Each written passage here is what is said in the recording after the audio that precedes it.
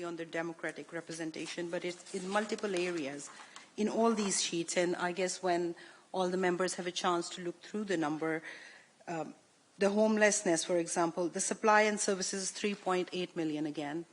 So what I'm trying to ask here, can we establish how these numbers are fed here? So if we were going to get, let's say, an explanation, if we can get for everything, more or less, that will explain, especially the bigger numbers, the numbers that are above 500,000. So that will make sense, because end of the day, we are trying to comprise of this budget where savings are very important. So then expense is very important. And the second part, I would like to extend on summary of the service plan that we have on the page 83. Again, it does have its roots. All those numbers have evolved, and we've got this supplementary reports that break it down, so thank you for that. I did, however, have some questions on very striking numbers, and I wanted to understand how then these numbers came through, and have you validated the snapshot through the finance overview scrutiny, or is there a panel that has looked at these numbers? Because let's say, some that I've highlighted, for example, in the digital services, we're talking about 398,000 pound for the employees and 349,000 pound, which is a small figure, for the supplies and services, whereas we have bigger striking numbers in state management. We have 2.5 million for the employees. I wasn't able to pick up exactly when we say state management, what are these particular employees, what do they do, how come we have this kind of expenses? Because again, this whole thing and the whole budget proposal summarizes how we've cut down so many things and produced these savings, and yet short of the budget. There is, let's say in the state management, there's a 4.7 million for the transport, and then there is a third-party payment, which makes sense because, again, there's some services that we do with the third party, but then there were numbers like green spaces have employees which are 253,000, premises that are 528,000, and capital charges which are 443,000, some big numbers. So I think these roots, where these numbers are coming from and how come these such huge numbers are still sticking there. And I'll go back to my point where in the very beginning, I said the reference is very important. What are we comparing it against? So for homelessness, this year, we have a third-party payment, which is 3.7 million pounds. We have the employee cost, which is 2.1 million. And even on the democratic services, there was one point highlighted, but I'll just quickly look through that.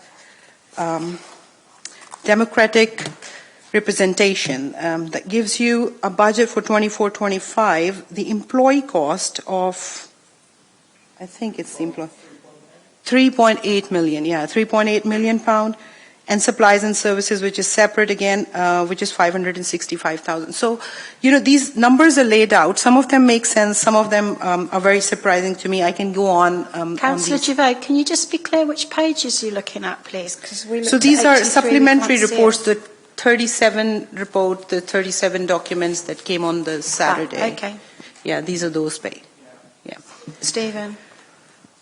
And those numbers, they don't have a reference somewhere. So that was my first question. Maybe I'll give the second one later. There's reconciliation between the payroll and the employees and the finance and budgeting systems that underpin it. I think the difficulty for us with these is that they are both wide-ranging and devoid of meaning, in the sense that because they're so high level, it's very difficult for us to then make any real interpretation of them. Sorry, Councillor Gervais. Thank you. Now, I'll just also comment on that, because in certain places, I see the similar resources that are used a couple of times. For example, building management, state management, asset management, they're all reflecting employees and the cost. So for us to understand better, we want to know, maybe, I mean, I've spoken to some members and they agree that it'll be best to understand how these, what is the role of these employees, because in some areas, let's say you have third parties servicing those areas where there are third parties or contractors, they're paid to conduct, let's say, manage the green spaces, manage the environment. But at the same time, we have employee cost, which is above a certain, you would expect it is more than supervision. So, there is a disconnectivity in terms of number, and maybe if they come together or they have a previous snapshot. I'd been, also asking for the similar thing for our income, because I'd like to expand on Councillor Oates' point earlier, which was around the contingency plan. And the reason we don't have contingency plan, because we always, I think, assumed or planned to go for extra financial support as one matrix. But then the other matrix, which have been said a few times, but we haven't seen the visibility of how it was concluded. Let's say there was a comment in a couple of months ago that our assets are not good enough to back the loans. Well, if that report is done, I've seen it in some document that there were consultants who actually computed the current values of the asset. But then there are also assets that have to generate income, because we as an identity, we are mainly trying to make income from, let's say, fees and parking that we're going to be talking about. Is a very marginal, small area.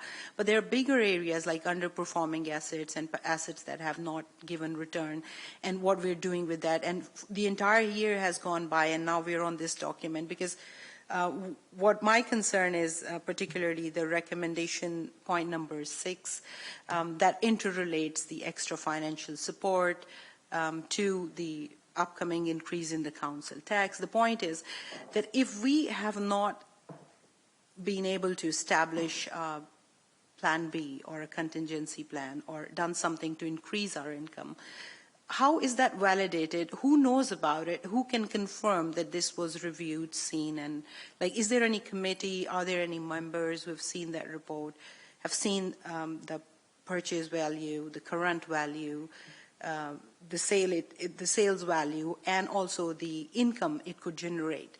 Where has it been compared or reviewed?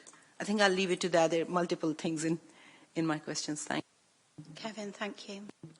I could say that our position about whether we should hold or sell assets, recognising that all of these commercial assets bring some revenue into the general fund budget, but there are instances where we are selling assets and increasing our revenue, and we will bring forward some analysis that articulates where we are on that.